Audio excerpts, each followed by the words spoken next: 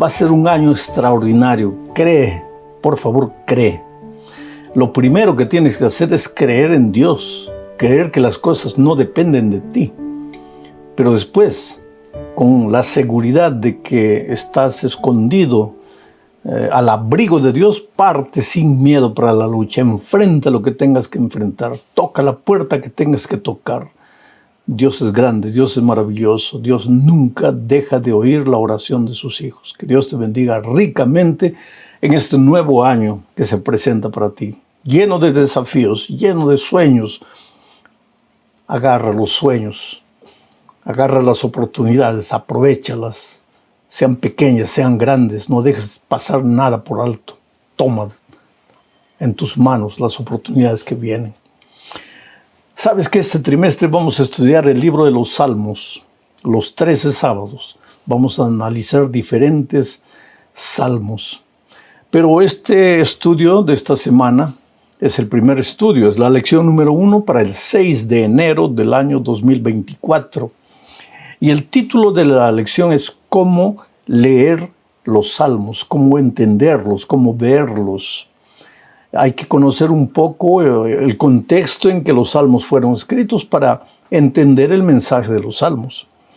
Y el propósito de este estudio es mostrar cuál es la esencia de los salmos, cuál es el mensaje de los salmos. Y ahí te vas a sorprender al ver que Jesucristo es la columna vertebral de los salmos. Porque cuando estuvo en esta tierra, el propio Señor Jesucristo dijo lo que encontramos registrado en Lucas 24, versículos 44 y 45. Mira, lo voy a leer. Dice así: estas son las palabras que les hablé cuando aún estaba con ustedes, que era necesario que se cumpliese todo lo que está escrito de mí en la ley de Moisés, en los profetas y en los salmos. Qué extraordinario mensaje del Señor Jesucristo. Les dijo a sus discípulos, cuando ustedes lean la ley, y se refería al Pentateuco, traten de encontrarme a mí ahí en la ley.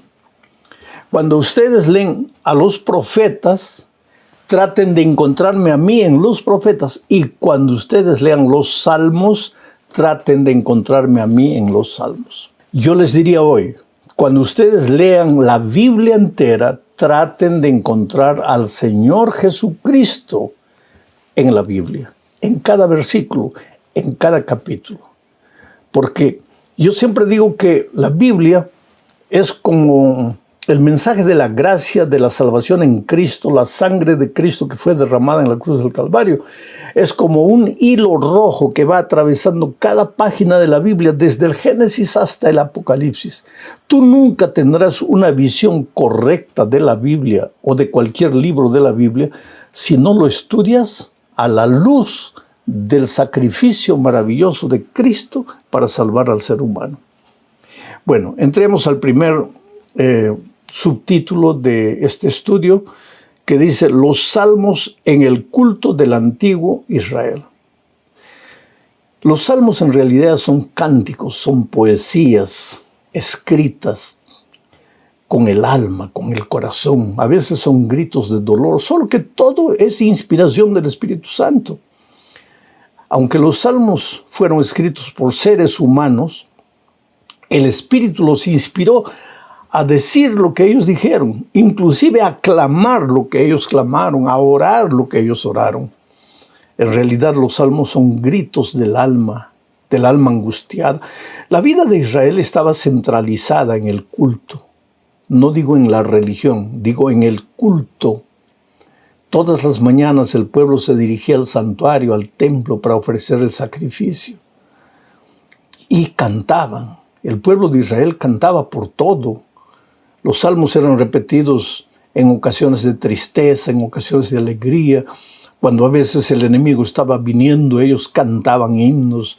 Después de una victoria, ellos cantaban himnos. Cuando trasladaban el arca de un lado para otro, cantaban salmos. Cuando había júbilo en el corazón de ellos, cantaban salmos. Cuando había una buena cosecha, cantaban salmos. Y cuando por algún motivo había sequía, había hambruna, ellos cantaban salmos. La vida de los israelitas estaba centralizada en los salmos porque el Señor Jesucristo estaba en el centro de los salmos. Dios era el centro de todo. Los salmos originalmente fueron escritos pues para el culto y para la expresión de la vida de cada uno. Por ejemplo, voy a leer el Salmo 88, versículos 2 y 3. Dice así: llegue mi oración a tu presencia, inclina tu oído a mi clamor. Aquí el salmista está dirigiéndose a Dios. Le dice, llegue mi oración a tu presencia, inclina tu oído a mi clamor, porque saturado estoy de males y mi vida está al borde del sepulcro. Evidentemente, cuando el salmista escribió este salmo, se encontraba completamente desanimado por alguna razón. Porque para que alguien diga mi vida está al borde del sepulcro, es como decir hoy día estoy muriendo, ya no quiero vivir, se acabó la vida para mí. Y para que un ser humano llegue a ese punto debe haber estado pasando por una crisis terrible. En ese momento de crisis, ¿qué hacía el salmista? Clamaba a Dios. Decía, Señor, que llegue mi oración a tu trono. Escúchame, por favor. Solo que lo que el salmista dijo, por inspiración divina y porque le nacía del corazón, puede ser aplicado muchas veces a nosotros hoy. ¿Será que en este momento tú te sientes como este salmista al borde del sepulcro? Estás cansado de luchar, ya no tienes fuerzas, estás desanimado. De repente hasta pasó por tu cabeza la idea de quitarte la vida. Yo no sé, ¿sabes? Hay momentos en la vida tan duros que uno no sabe qué hacer, mira para todos lados y no ve luz. Bueno, tú puedes ver cómo los salmos no solo se aplicaban a la vida de Israel, a los cultos del pueblo de Israel, sino que se pueden aplicar perfectamente a nuestra vida hoy. Vamos a la siguiente parte, pero antes yo quiero decir que en hebreo la palabra salmos es tehilim, que en realidad quiere decir alabanzas, tehilim. En griego, psalmoi, que en realidad se refiere a un instrumento musical, porque ese instrumento era tocado cuando se componían los salmos o cuando se cantaban los salmos. Vamos a la segunda parte entonces. Conozcamos a los salmistas. La mayor parte de los cristianos piensan que todos los salmos fueron escritos por David. Inclusive David es llamado muchas veces el salmista David. Y en realidad David escribió solo 73 salmos. Hay otros autores de los salmos. Asaf, un sacerdote músico, compuso 12 salmos que están registrados ahí entre los 150 salmos de la Biblia. Los hijos de Coré, que también eran sacerdotes músicos, compusieron 11 salmos. Emán y Etán, 2 sacerdotes, también compusieron 2 salmos. Salomón y Moisés compusieron 3 salmos. Y hay 49 salmos anónimos que no se puede identificar al autor. O sea, el salterio, la colección de salmos, es un conjunto de himnos, de clamores, de oraciones musicalizadas para el culto del pueblo de Israel, para que los propios israelitas cantasen. Una recolección de muchos autores. Por ejemplo, cuando el pueblo de Israel, porque el pueblo de Israel se dirigía a Jerusalén 3 veces por año para las 3 grandes fiestas que se realizaban en la ciudad, los israelitas venían de todos los rincones del territorio hacia Jerusalén. Y todos venían cantando salmos. Los salmos 120 al 135 son 15 salmos que tienen el nombre de salmos graduales. A medida que se aproximaban de la ciudad de Jerusalén, ellos iban cantando esos salmos. Yo me recuerdo cuando yo era pastor de iglesia, llevaba a mis hermanos a un paseo, a una ciudad, a visitar otra ciudad, o la iglesia de otra ciudad. Todo el viaje en el camino, los hermanos iban cantando. No cantaban salmos, cantaban nuestros himnos, pero iban cantando. Bueno, el pueblo de Israel, cuando se aproximaba a Jerusalén para las 3 fiestas anuales, ellos iban cantando los salmos.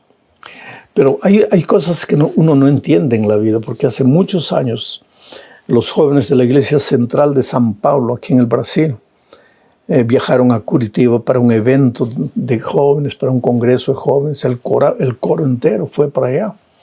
Y cuando estaba regresando ellos, venían cantando en el ómnibus y de repente sucedió una tragedia. El ómnibus chocó contra un camión cargado de fierro de construcción y más de 20 jóvenes murieron. Y al día siguiente los periódicos, un periódico publicó una noticia interesante. ¿Dónde estaba Dios cuando sus jóvenes cantaban? ¿Dónde estaba Dios cuando sus jóvenes le cantaban? Es el misterio del dolor. Pero lo interesante es que el pueblo de Dios en la alegría cantaba. Y si hubieran pasado por una tragedia semejante a estos jóvenes de aquí, también hubieran cantado. Cantaban con lágrimas, cantaban llorando. Cuando fueron llevados al exilio a Babilonia, fueron cantando. Y el salmista dice que a las orillas del río de Babilonia, debajo de los árboles, se sentaban y lloraban mirando a la ciudad y cantaban. Oh, querido, si todo va bien en tu vida, canta. Si estás triste, canta. Memorízate algunos salmos. Este trimestre vas a tener la oportunidad de leer, de estudiar algunos salmos. Memorízatelos y en los momentos de dolor canta a Dios. Alaba el nombre de Dios con los salmos. Vamos a la tercera parte del estudio.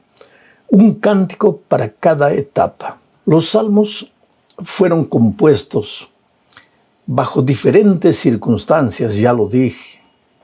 En momentos de alegría, ellos componían, cantaban.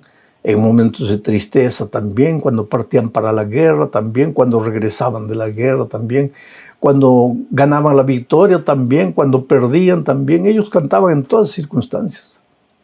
Por eso, entre los 150 salmos de la Biblia vas a encontrar himnos que engrandecen a Dios, porque Dios es el centro de los salmos. Engrandecen a Dios, como el Salmo 100, número 100, versículos 1 al 3, por ejemplo. Voy a leer y voy a comentar para mostrar cómo este salmo es uno de los salmos que engrandece, enaltece y alaba el nombre de Dios. Dice así: cantad alegres a Dios, habitantes de toda la tierra. Servid a Jehová con alegría. Venid ante su presencia con regocijo. Reconoced que Jehová es Dios. Él nos hizo y no nosotros a nosotros mismos. Pueblo suyo somos y ovejas de su prado. Qué interesante este salmo. Dice, cantad a Jehová. Él nos hizo, no nosotros a nosotros mismos. Entonces, aunque la vida te haya golpeado, aunque las circunstancias momentáneas te sean adversas, ven a Jehová con regocijo. Porque si Dios es tu creador y tú eres obra de sus manos, Dios nunca te va a descartar y te va a desechar, a menos que tú te vayas voluntariamente. Pero si tú estás en las manos de Dios, el enemigo no se puede reír de ti permanentemente. Puede reírse hoy, mañana, pero pasado mañana el sol de un nuevo día va a brillar en tu experiencia. No te desanimes, querido. Yo no sé el momento que estás atravesando, pero confía en Dios. En la Biblia por eso encontramos salmos que enaltecen el nombre de Dios, pero encontramos también salmos de gratitud, llenos de gratitud. Por ejemplo, en Salmo 75, voy a leer solo el versículo 1 para que veas. Dice, gracias te damos, oh Dios, gracias te damos, pues cercano está tu nombre. Los hombres cuentan tus maravillas. ¿Ah? Ese es un salmo de gratitud. Cercano está tu nombre, aunque yo no te vea, Señor, aunque las circunstancias estén todo nebulosas, oscuras, sombrías, aunque llueva y truene aquí abajo en la tierra, yo sé que tú estás cerca de mí, aunque no te veo. Oh, querido, cuando la vida te golpea, muerde tu almohada, llora, llora, saca el dolor de tu corazón, pero dile, Señor, no te entiendo, no entiendo lo que me pasa, pero yo sé que cercano estás. Gracias, Señor, porque hasta este dolor me va a hacer fuerte, porque es verdad, querido, en el dolor te fortaleces, las lágrimas riegan la esperanza en tu corazón. Encontramos también salmos de lamentaciones. El Salmo 42 es un salmo de lamentación, de dolor, de tristeza, de clamor a Dios. Existen salmos sapienciales, que son salmos que traen consejos, como por ejemplo el Salmo 1. Hay una cosa interesante con el Salmo 1 y el Salmo 2. Tú sabes que Génesis 1 y Génesis 3, ¿qué presenta Génesis 1? Ahí se habla del jardín perfecto, árboles perfectos, un Adán perfecto. Y infelizmente ese Adán perfecto come del fruto y entra el pecado. Y el Salmo 3, ¿qué habla el Salmo 3? Aparece el Cordero, aparece Dios, muere el Cordero. Se le garantiza la victoria sobre la serpiente, a Eva, a su descendencia. Ahora, si tú vas al Salmo 1, ahí ves el árbol perfecto, el árbol que produce frutos a la orilla del río. Y si tú vas al Salmo 2, ahí ves al Mesías que viene a rescatar al ser humano y garantizarnos la victoria sobre la serpiente. En realidad, en los 150 salmos de la Biblia, tú puedes encontrar la historia de la redención, la entrada del pecado y cómo Dios finalmente libra a su pueblo. Vamos, también hay salmos regios, o sea, salmos mesiánicos, salmos que presentan al Señor Jesucristo en todo su esplendor. También presentan a Jesucristo en su dolor, en su sacrificio, en su muerte, pero también en su victoria y finalmente en su victoria final sobre el pecado, Rey de reyes y Señor de señores, el libertador final de su pueblo. Existen salmos históricos también, en fin, hay variados tipos de salmos y durante estos 3 meses vamos a ir viendo lentamente diferentes tipos de salmos. Ahora, los salmos son poesías.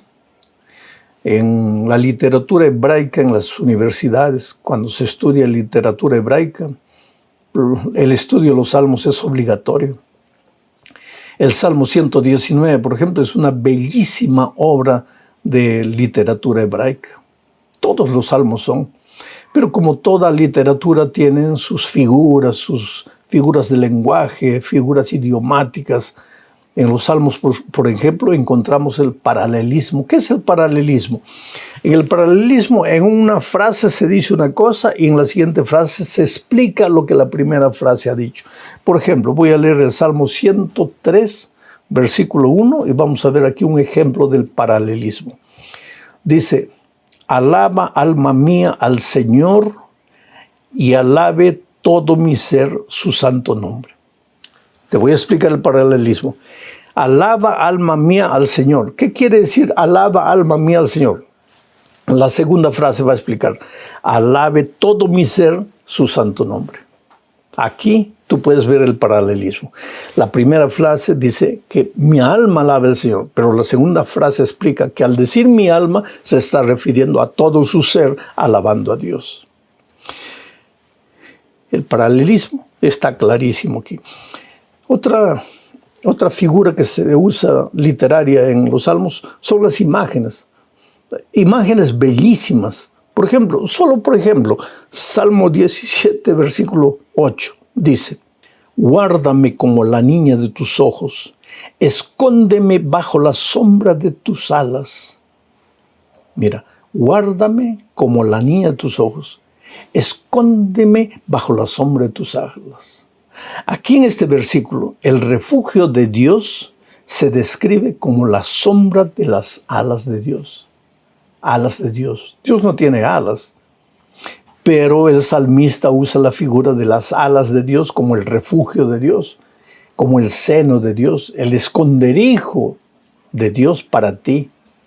Cuando la tormenta venga, ve al esconderijo. Cuando los enemigos vengan, escóndete bajo las alas de Dios, bajo el refugio de Dios. Esa es una figura bonita, maravillosa, y tú vas a encontrar en los salmos muchísimas figuras de ese tipo.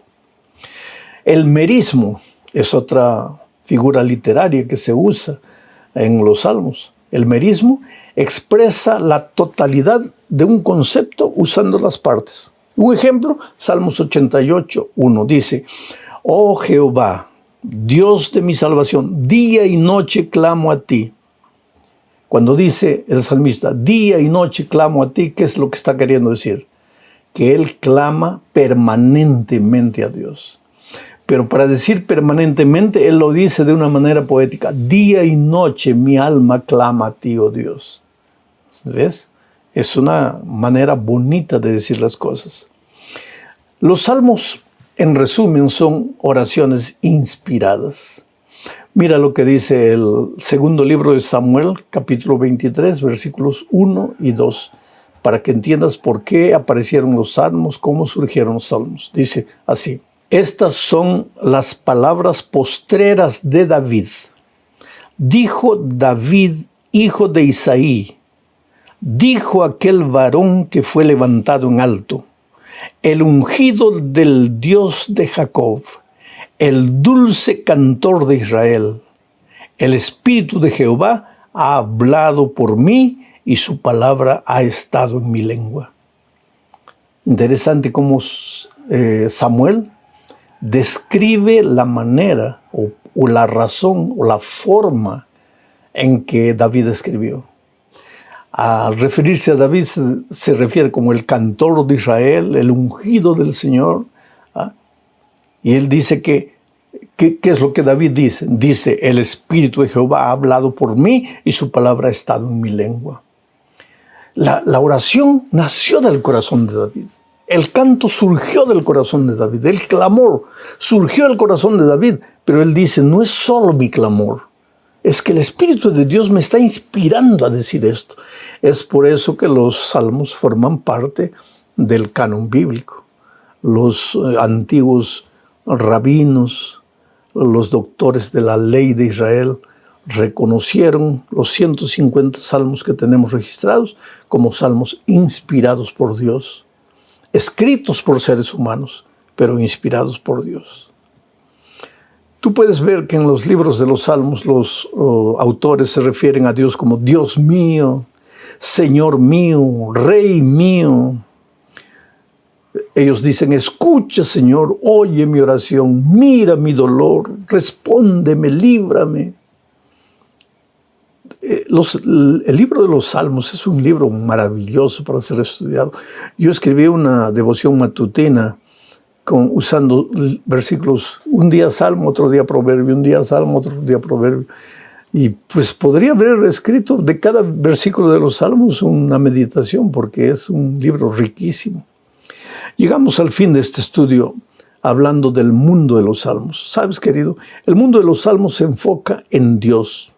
Dios es el creador. Dios es el salvador. Dios es el sustentador. Dios es el gobernador. Dios es todo. Para el pueblo de Israel, Dios era todo. El pueblo sabía y entendía eso. Pero cuando el propio pueblo se descuidaba, su naturaleza pecaminosa lo llevaba a apartarse de Dios. Entonces se hería, sufría, entraba al territorio del enemigo, pues ahí sufría. Y cuando se daba cuenta que estaba sufriendo por causa de su alejamiento de Dios, regresaba a Dios arrepentido y cantaba salmos de arrepentimiento. Y Dios siempre estaba con los brazos abiertos, esperando a sus hijos. Porque Dios te ama. Tú y yo somos seres humanos como David, como Asaf, como Coré, como Moisés, como Salomón. Tú y yo queremos amar a Dios con todo el corazón.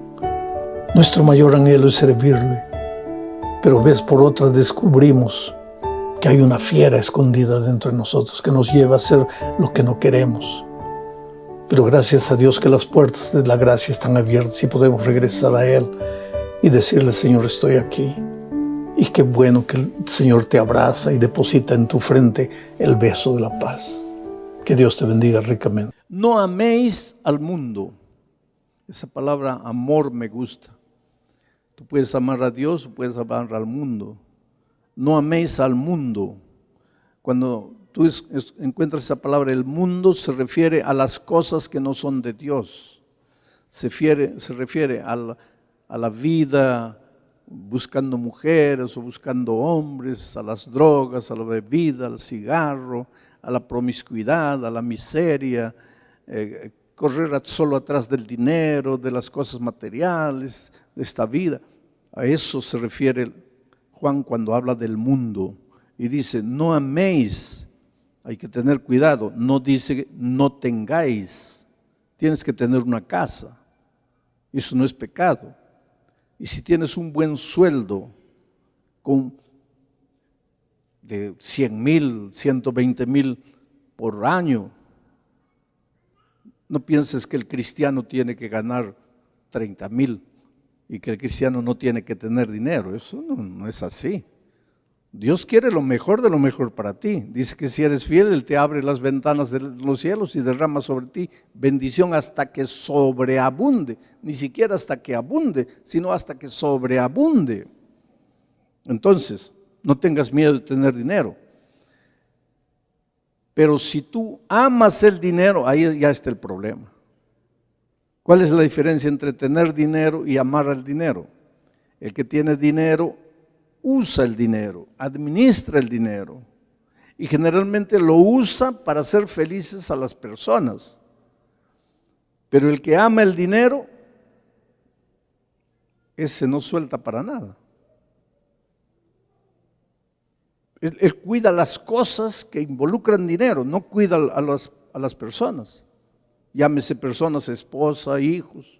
A él solo le interesa guardar, y su argumento es para mi vejez, para mi vejez, para mi vejez. No vas a llegar a viejo, querido, te vas a morir joven. Y eso le dijo Jesús a un hombre rico, avariento. Le dijo, ¿qué estás ahí construyendo celeros y celeros y celeros? Oh insensato, esta noche te llega la hora. Y todo lo que has juntado, ¿para quién será? Entonces no es el asunto de, no tengas miedo de tener dinero, pero ten pavor de amar el dinero. No tengas miedo de vivir en este mundo, tienes que ir a la universidad, tienes que tener amigos. ¿Cómo vas a traer a las personas para Cristo si no te relacionas? ¿Cómo vas a traer a los pecadores para Cristo si no te relacionas con los pecadores?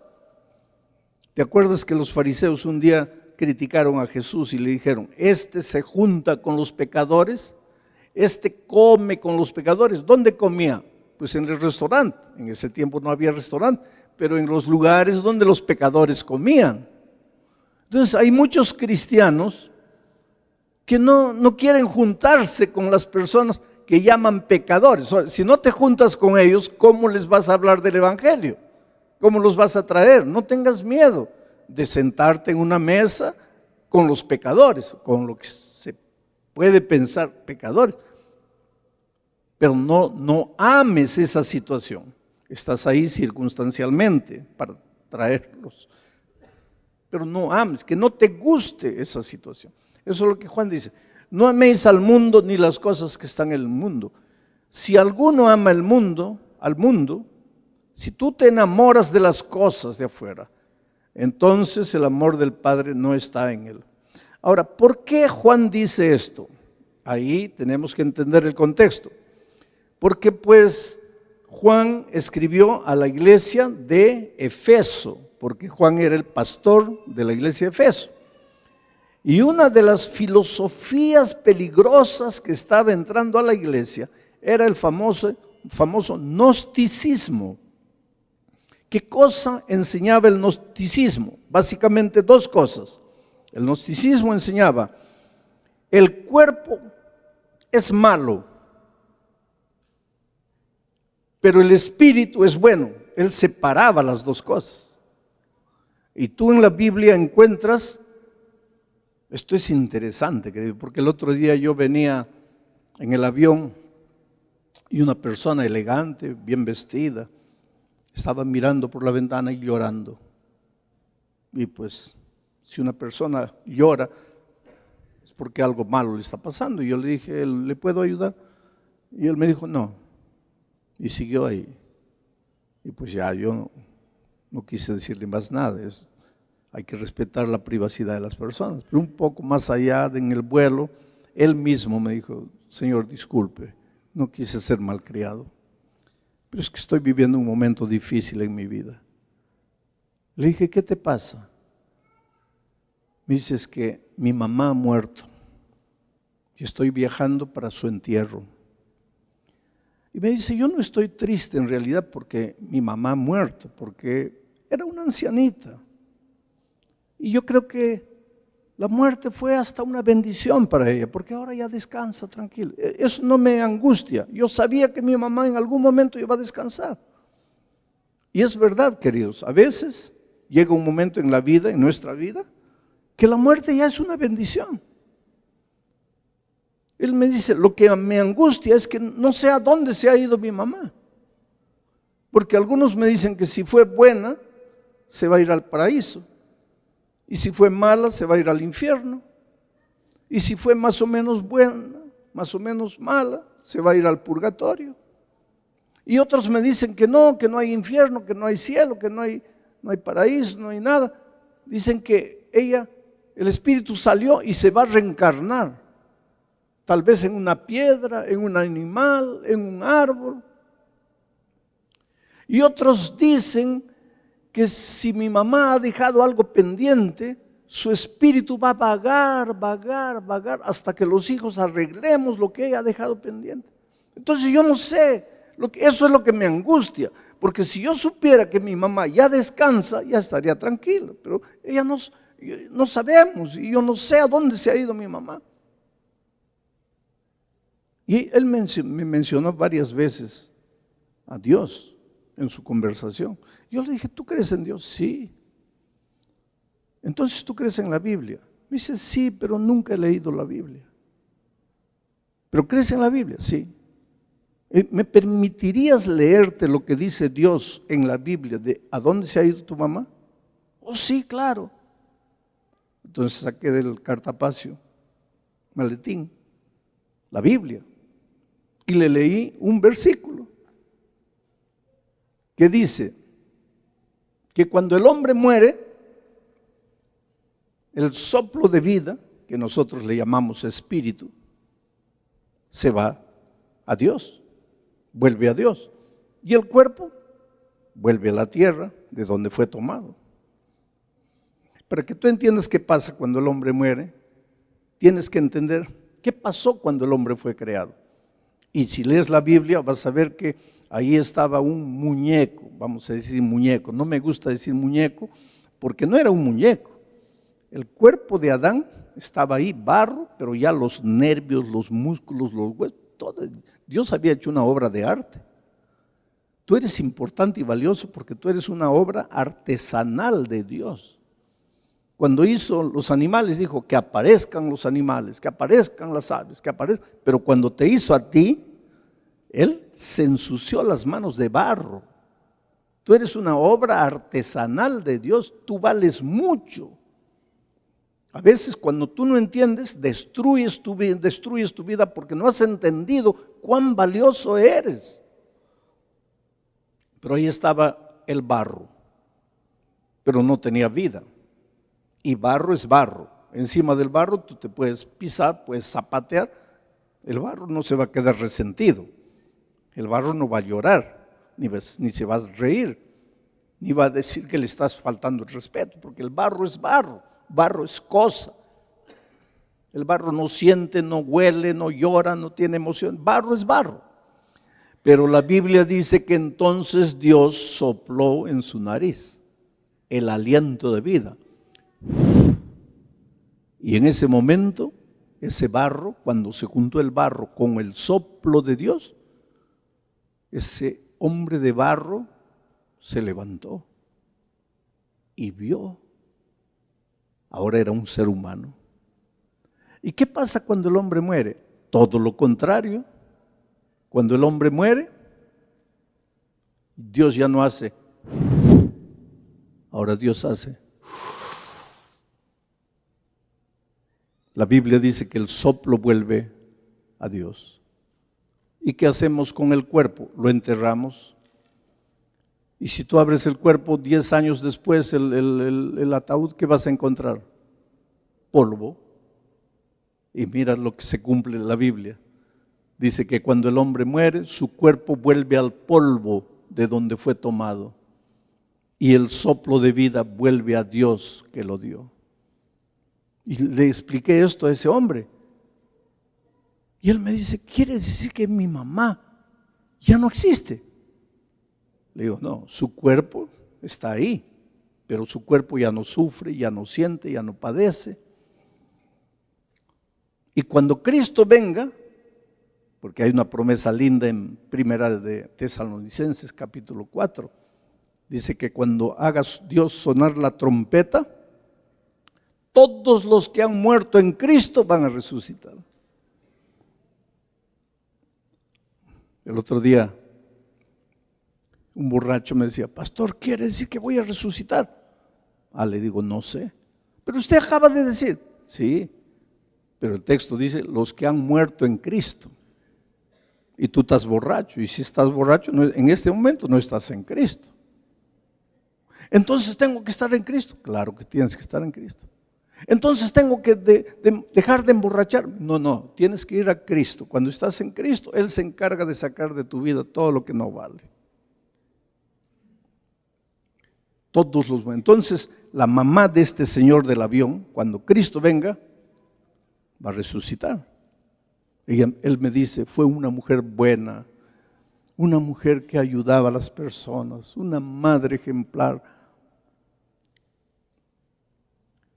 No conocía la palabra de Dios, pero en la luz que tuvo, amó a Jesús y amó a la Virgen, porque no conocía la palabra de Dios.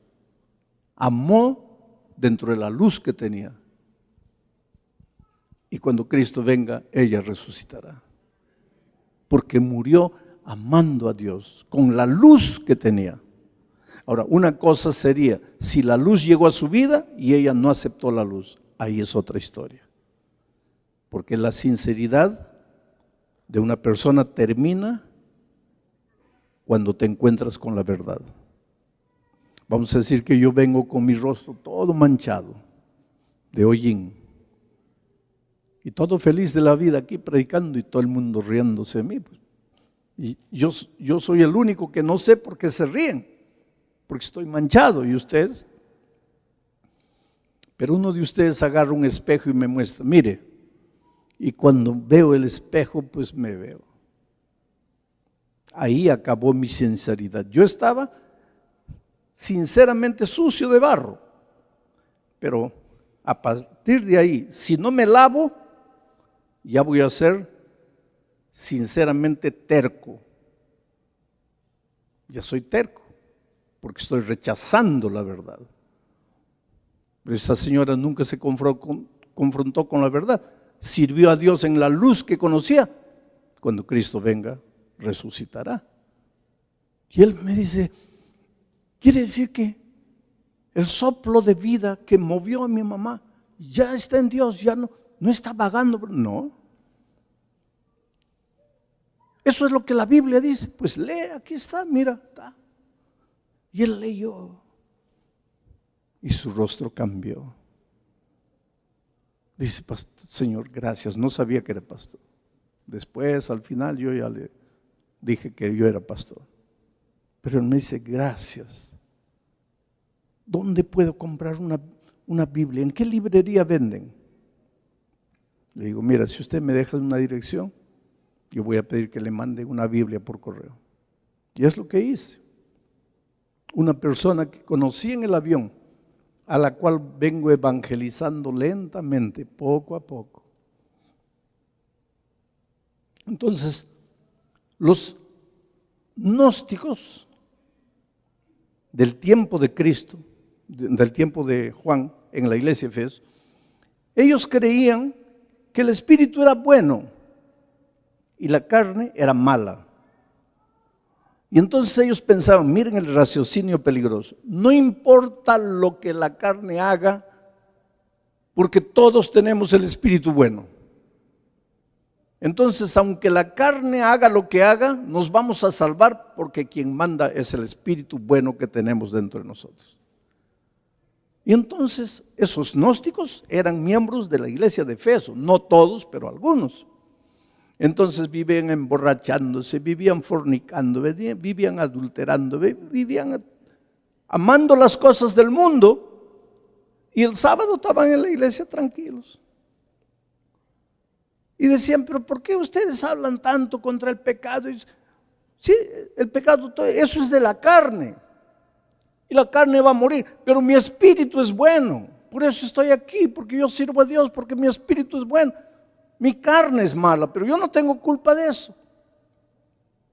Entonces viene Juan y les escribe y les dice, espera aquí, no améis al mundo, ni las cosas que están en el mundo. Quiere decir, si estás en Cristo, si estás en la iglesia, no contamines tu vida con la miseria de este mundo, con la miseria de esta vida. Porque si amas al mundo, el amor del Padre no está en ti. Hay que entender lo que dice. No dice, si alguno ama al mundo, Dios no lo amará. No dice eso. Dice, si alguno ama al mundo, el amor del Padre no estará en él. Una cosa es que Dios te deje de amar. Otra cosa es que el amor del Padre no está en ti. Escucha una cosa, Dios nunca te va a dejar de amar. Tú no necesitas hacer nada para que Dios te ame, porque hagas lo que hagas, Dios ya te ama. Pero tampoco puedes hacer algo para que Dios deje de amarte. Porque hagas lo que hagas, Dios siempre te va a amar. ¿Y sabes por qué? Porque Juan mismo dice que Dios es amor. Y si Dios es amor y Dios es eterno, que no acaba nunca, entonces su amor también es eterno. Y si su amor es eterno, ¿cómo te va a dejar de amar? El día que Dios deje de amarte, se acabó Dios. Si se acabó su amor, se acabó Dios. Porque Dios es amor. Entonces, nunca digas Dios te va a dejar de amar. Nunca digas Dios me dejó de amar. Pero Juan dice que si tú estás muy amarrado al mundo, si tú estás jugando con las cosas del pecado allá afuera, el amor del Padre no va a estar en ti. Quiere decir, el amor del Padre no te va a servir de nada. El amor todopoderoso del Padre, que es capaz de hacer maravillas en tu vida, no va a hacer nada. No porque se acabó, sino porque para que el amor del Padre haga algo en ti, tú tienes que permitir que el amor del Padre haga eso en tu vida. Pero si tú no quieres, el amor del Padre no te va a ayudar para nada. Y te voy a hacer un ejemplo.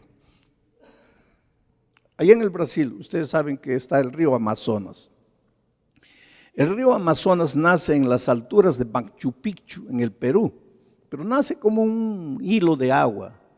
Va descendiendo, se va juntando con otro hilo de agua, de aquí a poco es un río pequeñito, se junta con otro río pequeño, ya es un río más grande, ahí se junta con otro río y aumenta de volumen. Entonces, cuando sale del Perú y entra al Brasil, ya es un río grande. Atraviesa todo Brasil y se va juntando con otros ríos. Y cuando desemboca al Océano Atlántico allá arriba en el Brasil, ya es un río que tú te paras en una orilla y tratas de mirar a la otra orilla y no puedes ver la otra orilla, de tan grande que es el río. Y viene con una fuerza gigantesca, de tal manera que cuando entra al mar, el agua dulce, porque el río Amazonas tiene agua dulce y el mar tiene agua salada. Pero el río Amazonas entra con tanta fuerza al mar, abre un surco y no se mezcla con el agua salada. El agua dulce del río no se mezcla con el agua salada por 120 kilómetros. Durante 120 kilómetros el río Amazonas sigue siendo agua dulce, abriéndose un surco en el agua salada. Y solo 120 kilómetros después, pues ya va perdiendo fuerza y se va mezclando con el mar y finalmente ya se vuelve agua salada. Hubo un naufragio allá en el Brasil, en la costa brasileña. Y las autoridades salieron a buscar a los náufragos. Y después de 4 días los encontraron con el labio partido, quemados, muriendo. Y cuando les quisieron arrojar los salvavidas, ellos dijeron, no, salvavidas no, agua, por favor, dennos agua. Y el capitán del rescate le dice, pero ¿cómo agua? Pues ¿por qué no toman agua? Ustedes están nadando en el río Amazonas hace rato y muriendo de sed, rodeados de agua dulce, muriendo de sed, pensando que estaban en el mar, cuando estaban en el río. El amor de Dios es como el río Amazonas. Nunca te va a dejar de amar, te va a rodear.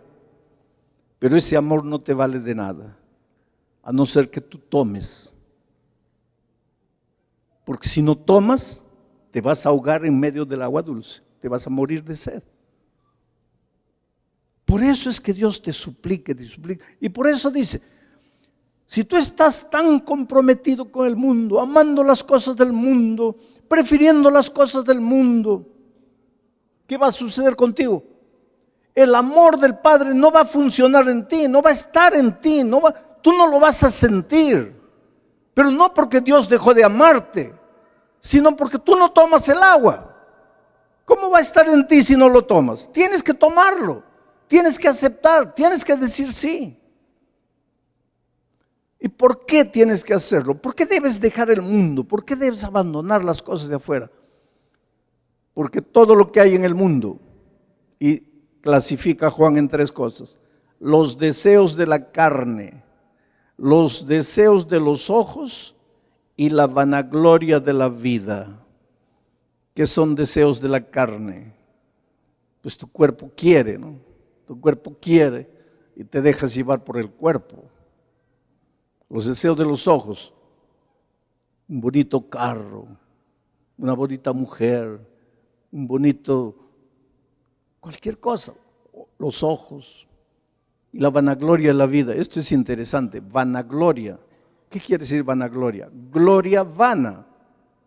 Gloria que no vale para nada. El aplauso de la vida.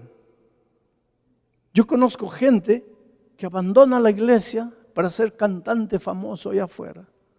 Y consigue aplauso, consigue gloria, consigue dinero, pero es vanagloria, gloria vana, gloria que no vale nada. Y Juan dice, todo eso pasa, todo eso se acaba, el mundo pasa, pero el que hace la voluntad de Dios permanece para siempre. En la vida tienes que saber tomar decisiones, porque si no sabes tomar decisiones, yo cuando era muchachito me gustaba mucho jugar fútbol. Yo podría haber arruinado mi ministerio porque yo ya era pastor en los primeros años de mi ministerio y jugaba en un equipo casi profesional del campeonato profesional de Lima. Y era pastor y nadie sabía. Y me descubrieron que jugaba fútbol y casi perdí mi ministerio. Yo siempre digo que yo me convertí siendo ya pastor. Y ahí viene la pregunta, ¿es posible ser pastor y no estar convertido? Pues yo lo era. Conocía la doctrina, conocía la teoría, conocía todo, pero no conocía a Cristo. Y es por eso que agradezco a la sierva del Señor que escribió un librito, El Camino a Cristo. Ya les he dicho que yo he leído más de 400 veces el librito y conocí a Cristo. Esta semana el pastor Tony Anóbile, que estuvo aquí el otro día, me trajo un camino a Cristo, pero en un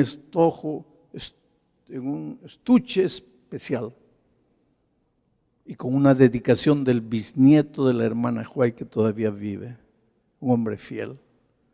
Y lo que él escribió ahí me emocionó. Me dice, he escuchado que usted ha leído más de 400 veces el libro de mi bisabuela. Y para mí es una emoción escribirle esta dedicatoria. Ese libro me ha ayudado, ¿sabes?, a entender quién es Jesús. Pero me gustaba mucho jugar fútbol, pues, y desde niño. Y una vez estábamos planeando unas vacaciones al campo con mi papá, mi mamá, mis hermanos. Pocas veces tomamos vacaciones, pero esa vez mi papá tal vez consiguió un poquito de dinero, vamos al campo. Y me estaba doliendo el diente los días anteriores, me dolía el diente. Y mi papá me dijo, mira hijo, si te está doliendo el diente, vamos al dentista a resolver ese problema, porque cuando vayamos de vacaciones al campo no hay dentista. Entonces hay que resolver ahora aquí. Pero yo no podía ir porque justo a la hora que el dentista abría, yo tenía entrenamiento. Entonces tuve que escoger, o voy al dentista o pierdo el entrenamiento. O voy al entrenamiento y me quedaba con el entrenamiento. Llegó el día de las vacaciones, nos fuimos y allá me comienza a doler el diente, pero que ya no podía soportar. Y comencé a llorar, y lloraba de día y de noche, y no había dentista. Y mi padre, en lugar de compadecerse de mí, me decía, ¿qué te dije? ¿Qué te dije? Tomaste la decisión equivocada, ahora sufre. ¿No podrías haber perdido el entrenamiento e ir a resolver el problema de tu diente? Y ahora no hay dentista, ¿qué te dije? Pues mi padre era duro, pero si Dios un día nos dijera, ¿qué te dije? ¿No pudiste haber tomado una decisión sabia? ¿Qué te dije? ¿Y qué le vas a responder? En el Brasil sucedió un incidente impresionante, ¿sabes? Un taxista una noche estaba caminando buscando clientes y vio el cuerpo de un niño atropellado. Y comenzó a luchar en su corazón. ¿Qué hago? Si lo recojo y lo llevo al hospital, van a decir que yo lo atropellé. Y si lo dejo, se va a morir. ¿Qué hago? ¿Qué hago?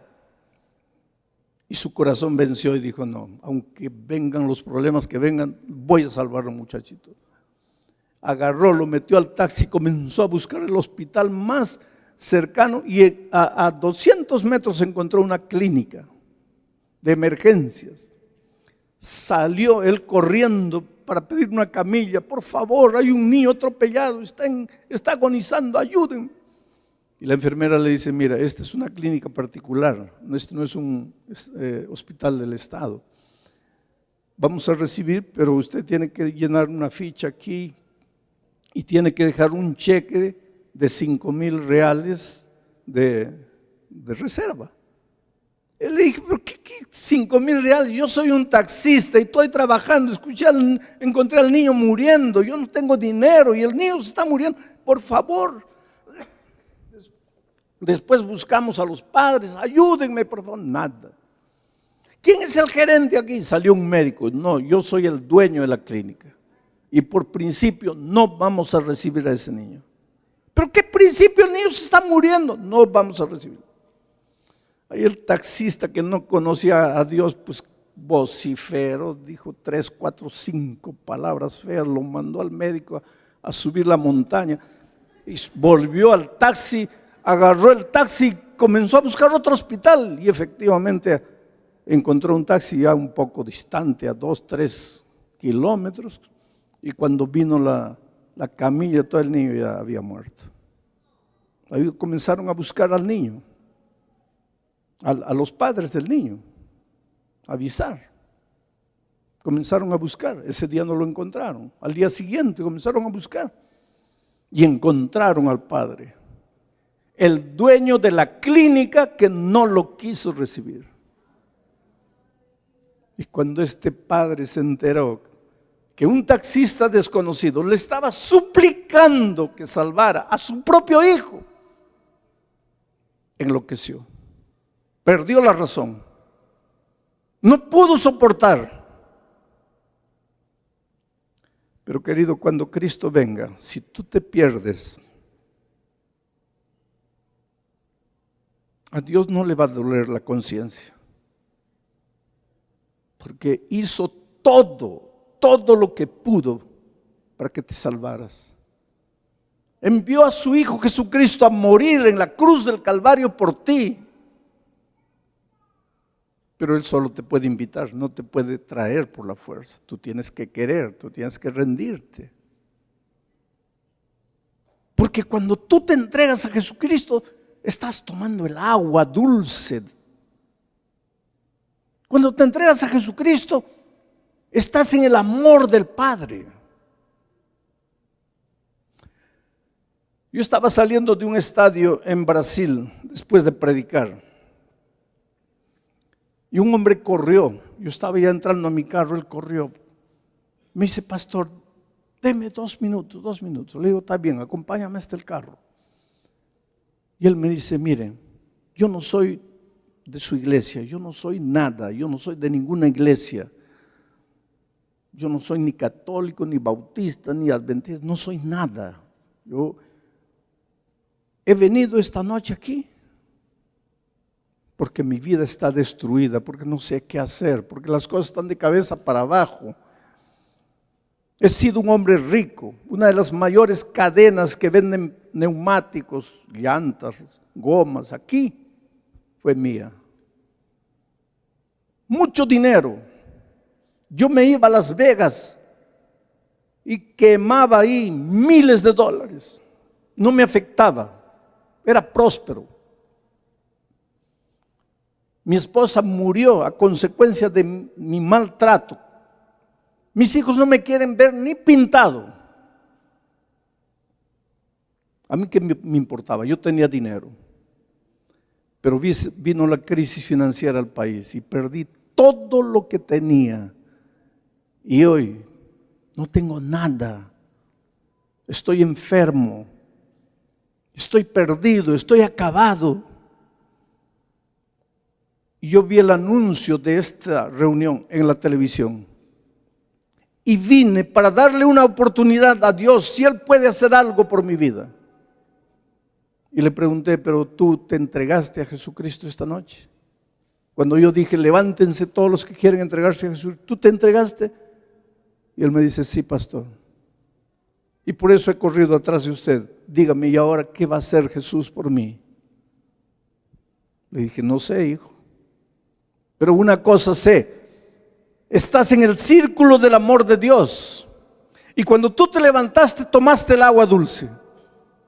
Ahora, ¿qué es lo que Dios va a hacer por ti, contigo? No sé. Yo voy a orar por ti. ¿Cómo te llamas? Me dio su nombre. Pero no te puedo ayudar más porque yo necesito salir. Y él se quedó. Y pensé que nunca más lo vería. Pasaron años, literalmente. Un día yo estaba haciendo unas conferencias en el salón de convenciones aquí en Orlando, en Florida. Estábamos hospedados atrás, a unos 100 metros del centro de convenciones. Mi hotel estaba ahí. Yo estaba caminando a pie y siento que alguien corre atrás de mí. Y un hombre me alcanza y me dice, pastor, ¿se acuerda de mí? Le digo, no. Pastor, yo lo busqué en el estadio de la Portuguesa, allá en Brasil, ¿se acuerda? Una noche. Le dije que era un empresario rico, que lo había perdido todo, que estaba desesperado y que esa noche me entregué a Cristo. Le digo, claro, me acuerdo de ti. ¿Y qué haces aquí? Me dice, pastor, me vine aquí porque allá no podía hacer nada. Y me vine porque tenía visa. En mis buenos tiempos yo me venía a Los Ángeles a quemar dinero ahí. Entonces me vine. ¿Y en qué trabajas? Me dice, no tengo empleo. ¿Y cómo vives sin empleo? Porque en este país nadie vive sin empleo. Y él sonríe y me dice, pastor, ¿sabe por qué no tengo empleo? Porque yo no trabajo para nadie. Yo no soy empleado de nadie. Yo tengo mi propia empresa aquí en los Estados Unidos. ¿Y cómo fue eso? Y me contó una historia increíble, ¿sabes? Me dijo, mire pastor, aquella noche cuando usted se fue, yo me quedé parado ahí en el corredor, en la entrada del estadio, y la gente salía y salía, salía. Yo no sabía ni de qué iglesia era eso. Y le pregunté a alguien, ¿de qué iglesia es esto? Y él me miró. Tú no eres adventista, esto es de la iglesia adventista. No, yo no soy adventista. ¿Y cómo viniste? Y le conté a él lo que le conté a usted.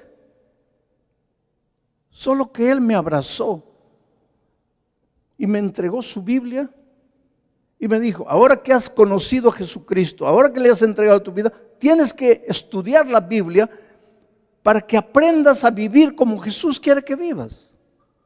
Y te voy a regalar mi Biblia, aquí está.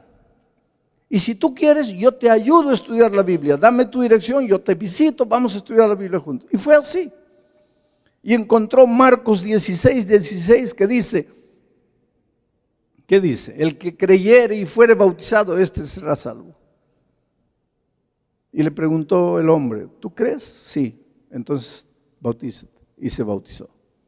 Dice, pastor, me bauticé 3 meses después de aquella noche.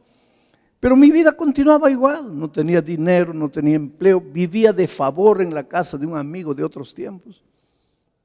Y un día levanté mis ojos al cielo y dije, Señor, ¿qué hago en esta vida? Ya tenía 60 años de edad, ya no era un jovencito. Si no construí nada hasta aquí, ¿qué voy a construir de aquí para adelante? Pero entonces sentí aquí dentro, como diciendo, sal de este país. Vete a otro lugar. Y pensé en Estados Unidos y me vine aquí porque tenía la visa. Llegué a este país con $400 en el bolsillo. Pastor, ese dinero se acabó en 3 días, 4 días. Usted no sabe lo que he sufrido en este país. Literalmente, pastor, yo dormí en la calle, comía basura para poder vivir. Descubrí que sacaban del McDonald's desperdicios y me iba. Cuando salía la basura yo abría las bolsas y sacaba esas papas frías, esas hamburguesas frías, restos, y comía. Y una medianoche de hambre estaba comiendo y sale el gerente de McDonald's ahí, de la tienda, del restaurante. Me dice, ¿qué estás haciendo ahí? Estoy comiendo. Ven, me hizo entrar. Me sirvió una hamburguesa caliente, papas fritas calientes. Hacía muchos días que yo no comía algo caliente y decente. Comí, terminé, le agradecí y le dije, mira, Dios te ha enviado, gracias, ya me voy. Y el hombre me dijo, ¿cómo que te vas? ¿Comiste? Tienes que pagar. Sí, pero es que yo no te pedí, tú me diste, yo no tengo dinero, ¿cómo te voy a...? No, pero ¿comiste o no comiste? Sí, comí. Tienes que pagar.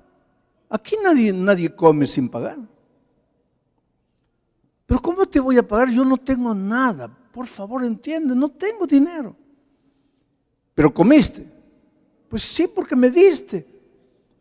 Entonces tienes que pagar. No tienes dinero, vas a pagar con trabajo.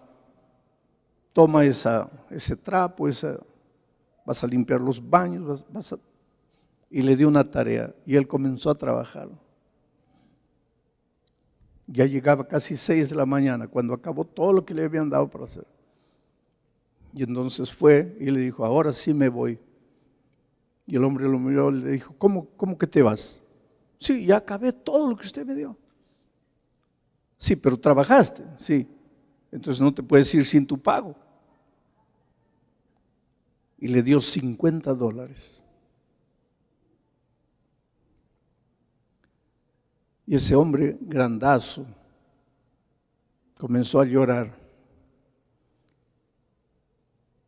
Y me dice, pastor, cuando salí de McDonald's con mis $50, Dios encendió una lámpara aquí en mi cabeza. Y dije, me voy a dedicar a limpiar baños, a limpiar restaurantes. Y comencé. Hoy día tengo una empresa. Tengo 200 personas que trabajan para mí. He comprado una casa linda aquí. Tengo muchas camionetas y equipo de limpieza de mi empresa. He ido al Brasil, he buscado a mis hijos, les he pedido perdón. Les he comprado una casa a cada uno. Y empezó a llorar. Y dice, pastor, ¿quién era yo? No era nada, yo era basura. Aquella noche que yo entré al estadio, yo no era nada. Pero esa noche le entregué mi vida a Jesús. Yo creí en la palabra, creí en el evangelio, me entregué a Jesús. Y mire todo lo que Dios me ha dado en 5 años, pastor. Tal vez Dios no te dé a ti todo lo que dio a él. A él también Dios le había dado el talento de hacer negocio. Pero Dios puede llevarte a alturas a donde tú nunca te has imaginado. Todo lo que tienes que hacer es rendirte a Jesús y decirle, Señor, estoy aquí. Dios nunca te va a dejar de amar. Mira el texto que te voy a leer para terminar. Por favor, coloca Romanos. Por lo cual estoy seguro, dice Pablo, que ni la muerte, ni la vida, ni ángeles, ni principados. Principados son autoridades de esta tierra. Ni potestades, son autoridades espirituales del mal. Ni lo presente, ni lo porvenir, ni lo alto, ni lo profundo, ni ninguna otra cosa creada podrá separarnos del amor de Dios que es en Cristo Jesús, Señor nuestro. Es por eso que digo que Dios nunca te va a dejar de amar. Porque ni el diablo, ni los ángeles, ni nadie te puede separar de Dios.